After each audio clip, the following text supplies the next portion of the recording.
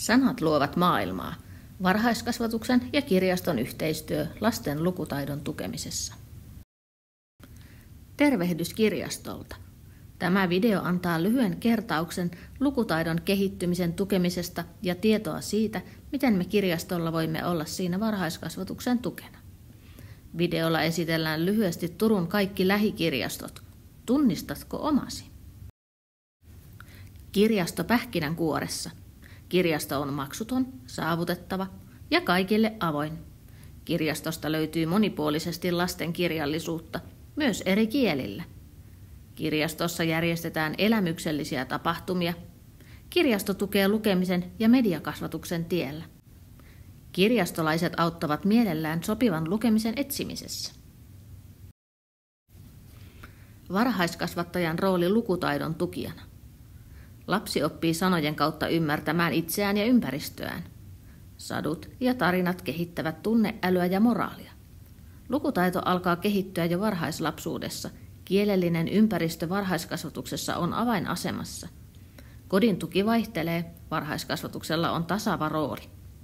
Sanat rakentavat maailmaa. Millaisia maailmoja me rakennamme lapsille? Miksi varhainen lukutaidon tuki on tärkeää? Kielelliset taidot ennustavat koulumenestystä ja oppimismotivaatiota. Huono lukutaito on yhteydessä köyhyyteen ja osattomuuteen. 60–80% vangeista ei osaa lukea kunnolla. Lukutaidon juuret ovat vuorovaikutuksessa, leikissä ja tarinoissa.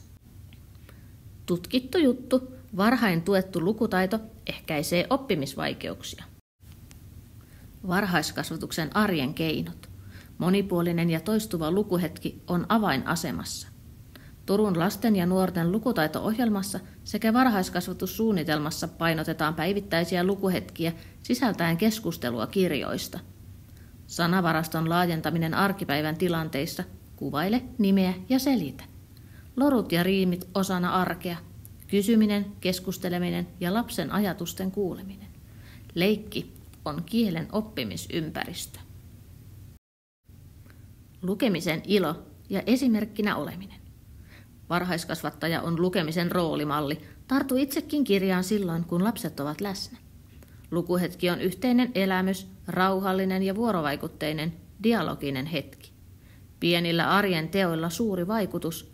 Jokainen tarina ja keskustelu merkitsee. Lukuilo tarttuu. Aikuisen innostus siirtyy lapseen. Kirjasto kumppanina lukutaidon tukemisessa. Kirjasto tarjoaa monipuolista ja saavutettavaa luettavaa.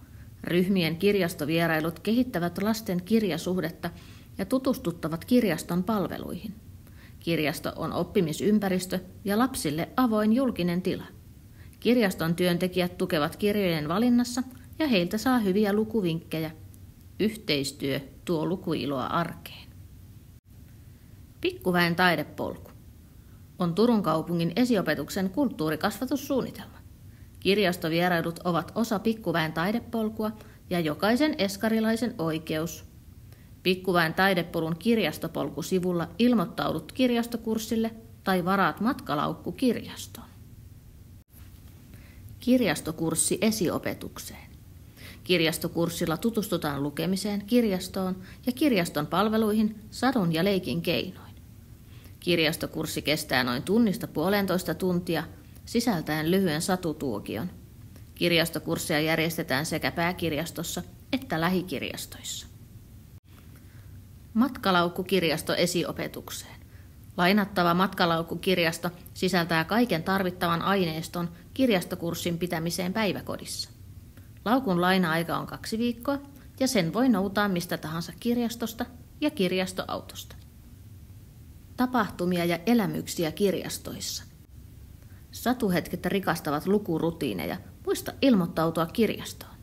Kirjaston henkilökunnan kokoamat teemapaketit voi tilata ja noutaa helposti kirjastosta. Ryhmän tai päiväkodin omalla kirjastokortilla lainatuista kirjoista kukaan ei joudu henkilökohtaisesti vastuuseen. Lukeminen yhteisenä elämyksenä vahvistaa lapsen kielellistä itsetuntoa. Turussa on pääkirjaston lisäksi 10 lähikirjastoa. Turun pääkirjasto, Aunelan kirjasto, Hirvensalon kirjasto, Ilpoisten kirjasto, Nummen kirjasto, Paattisten kirjasto, Pansion kirjasto, Runosmäen kirjasto, Varissuon kirjasto, Vasaramäen kirjasto, Ylimaarian kirjasto.